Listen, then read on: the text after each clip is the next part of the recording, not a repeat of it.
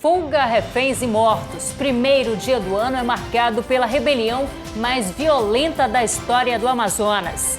Quase 200 detentos conseguem fugir do Ipate e do Compage. E quase 60 mortes foram confirmadas. A repercussão internacional do massacre, o segundo maior já registrado no país. E ainda, fugitivo comemora a fuga e faz publicações em rede social. Essas e outras notícias no A Crítica na TV desta segunda-feira, que já começou.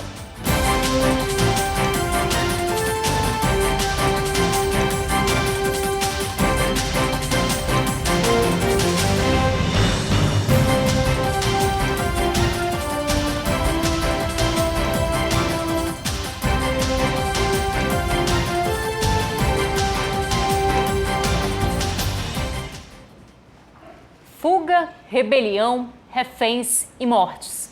Foi assim que ficou marcado o primeiro dia do ano de 2017 no sistema prisional da capital. Eu estive lá e pude acompanhar os primeiros momentos de confusão e tensão, tanto no Instituto Prisional Antônio Trindade, quanto no Complexo Penitenciário Anísio Jobim. As imagens são do Rui Silva. Manhã de domingo, primeiro dia do ano. Foi exatamente durante a visita de Réveillon que presos do Pavilhão A decidiram pôr em ação o plano de fuga, mas foram descobertos. Mais ou menos 300 pessoas estavam dentro do presídio, a maioria mulheres e crianças. Alguns dos familiares dos presos disseram ter ouvido tiros. Que atiraram em 2 aí dentro. Houve correria. Nem todas as pessoas conseguiram sair.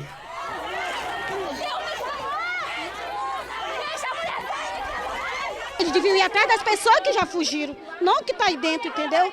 Isso é um sofrimento, mano. Tem muita criança ainda aí dentro. Não dá nem metade dos pessoal que saíram, entendeu? O batalhão de choque da Polícia Militar foi chamado.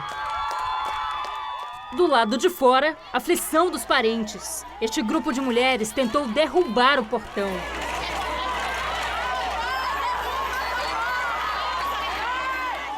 Elas invadiram o complexo. A situação mal havia sido contornada no Ipate quando chegou a notícia que perto dali, no Compage, havia outra grave crise. Está indo pro Compage agora, que ele tá vendo a situação por lá. Tá tudo bem lá? Tá meio alterado, está vendo a situação agora. Pode ir, vai. A estrada que dá acesso ao presídio foi bloqueada. Para! Quem deixou vocês passar? Mesmo na barreira montada a 2 quilômetros da penitenciária, era possível ouvir os tiros. Vai, mano, vai, por favor. Tá tendo troca de tiro aqui. É sério. Entra na viatura, entra no carro, pô. Vai. Esta mensagem de áudio de quem estava mais próximo mostra a gravidade da situação. Gente refém aqui, ó. Tô todo mundo armado, tocando tiro, carrocando. É possível ouvir o barulho de bombas. E durante a noite, o acesso aos presídios continuou bloqueado. A polícia montou uma espécie de barreira para impedir que tanto as pessoas quanto os carros passem por aqui. A segurança foi reforçada depois que começou o tiroteio no Compage. Entre os familiares, o que se diz é que o motim teria começado por causa de uma briga entre facções criminosas, PCC e FDN, a Família do Norte. A rebelião seria um protesto contra a transferência de João Branco e Zé Roberto, ambos da FDN. Agentes do sistema prisional e familiares foram feitos reféns. Tá rolando tiro direto dentro do fechado e no CDP.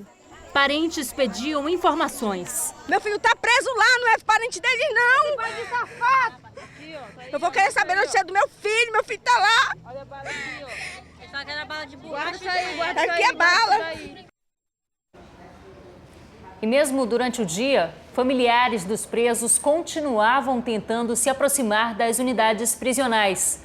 A polícia precisou montar uma barreira na entrada do ramal.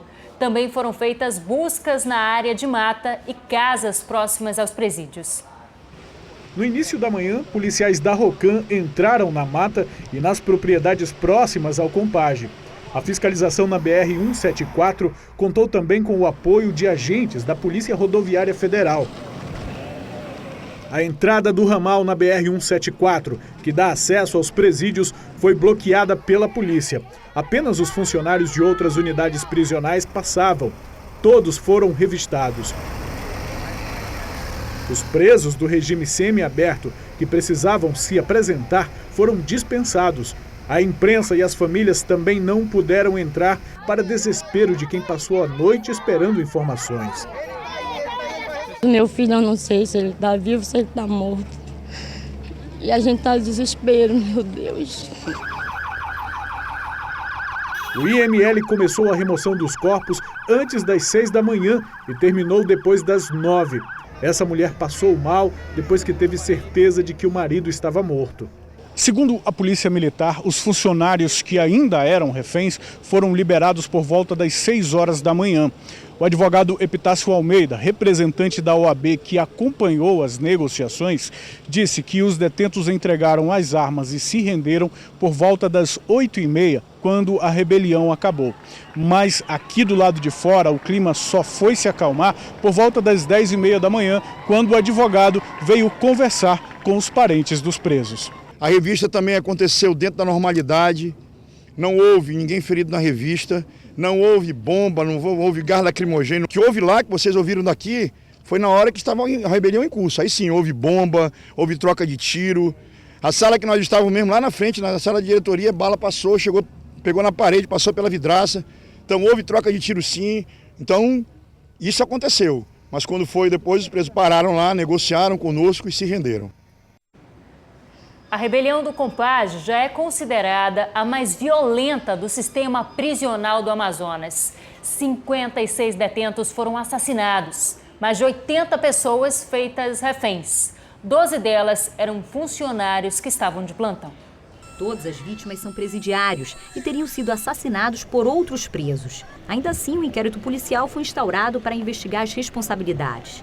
O IML deve alugar um caminhão frigorífico para guardar os corpos, já que os peritos vão precisar de vários dias para concluir o trabalho de necropsia. Nós não temos como guardar 60 onde cabem 20.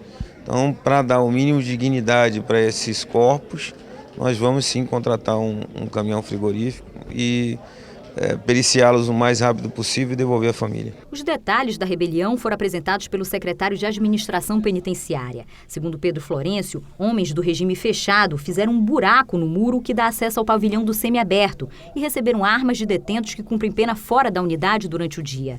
Cerca de 86 pessoas acabaram feitas reféns.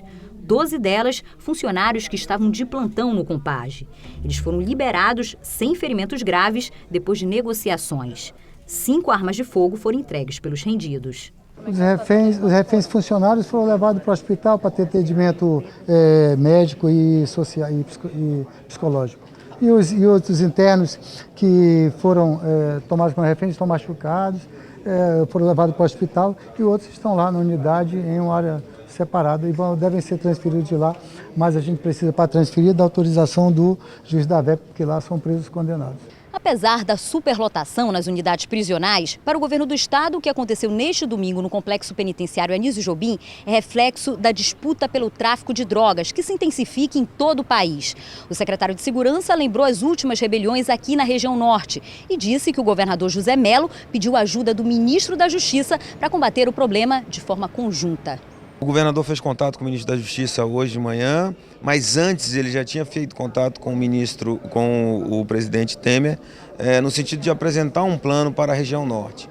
Nós esperamos que esse evento tenha servido pelo menos para mostrar que é muito mais urgente do que a gente pensa. E se a gente espera que isso não ocorra em outro estado, ou um dia, Deus o livre, volte a ocorrer no nosso estado, é preciso, sem dúvida nenhuma, dessa união de esforços que o governador Mello vai propor ao presidente Temer. E no início da manhã, o juiz da Vara de Execuções Penais, Luiz Carlos Valoar, usou uma rede social para dizer o que viu dentro do Compage. A presença dele foi uma das exigências dos detentos. No texto, Valoar afirma que nunca presenciou nada igual. Na publicação, o juiz da Vara de Execuções Penais, Luiz Carlos Valoar, disse que só soube da rebelião às 10 horas da noite, quando recebeu uma ligação da Secretaria de Segurança Pública pedindo que ele fosse até o presídio, onde os detentos já tinham tomado o regime fechado e o semiaberto. Por rádio, Valois conversou com um preso. Os detentos não queriam ser transferidos e exigiam a garantia da integridade física, além de ter o direito de receber visitas assegurado. Valois comentou ainda: alguns reféns presos feridos saíram de ambulância, vi muitos corpos. Quando a polícia entrou no complexo, voltei para casa. Nunca vi nada igual na minha vida. Aqueles corpos, o sangue. E terminou com a frase: fiquem com Deus. E daqui a pouco a gente volta a falar sobre a maior rebelião prisional da história do Amazonas. A notícia ganhou destaque em sites do mundo inteiro. E as fugas não foram só aqui em Manaus, não. Na delegacia de Manacapuru, que funciona como presídio, 4 detentos serraram as grades e fugiram utilizando uma teresa, aquela corda que é feita com lençóis. Um dos foragidos é acusado de matar uma líder comunitária em agosto de 2015. Essa é a 4ª fuga em menos de 6 meses da delegacia de Manacapuru. De acordo com a Polícia Civil, a fuga aconteceu na madrugada do último sábado e desta vez 4 detentos conseguiram escapar das celas da delegacia, que hoje serve de presídio aqui no município. Essa foto mostra uma corda formada por lençóis amarrado à grade que fica a 7 metros de altura. É por ela que os detentos conseguiram escapar após serrar a grade. Os fugitivos foram identificados como Maicon Ferreira de Castro, Wellington Ferreira Rodrigues, Valdeci Aranga Cândido e Ronaldo de Paula da Silva, que é acusado da participação na morte da líder comunitária Maria das Dores Salvador, que foi sequestrada e morta em agosto de 2015 no município de Iranduba. Mesmo com as constantes transferências de presos para presídios de Manaus, o número de detentos só aumenta. E sem a estrutura adequada na delegacia, os próprios policiais civis vivem em um clima de insegurança no local.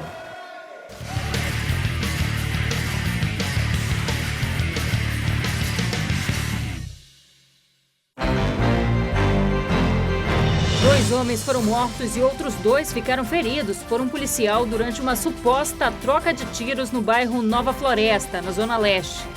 Mas familiares e testemunhas deram outras versões e a Polícia Civil investiga o caso. Pelo menos 13 homicídios foram registrados de sábado para domingo em Manaus. Os casos ocorreram principalmente nas zonas Leste e Norte. 4 pessoas ficaram feridas depois que uma laje desabou na orla do Amarelinho, no bairro Educandos, na Zona Sul. Elas comemoravam o Réveillon e os vizinhos contam que o local era de risco, mas não estava interditado. A Defesa Civil informou que engenheiros vão visitar o local para avaliar as causas do desabamento e encaminhar a avaliação para que o Impurb tome as devidas providências. E depois do intervalo, a repercussão internacional da rebelião do Compadre. E ainda, um dos fugitivos comemora a fuga e faz publicações em uma rede social. É já já.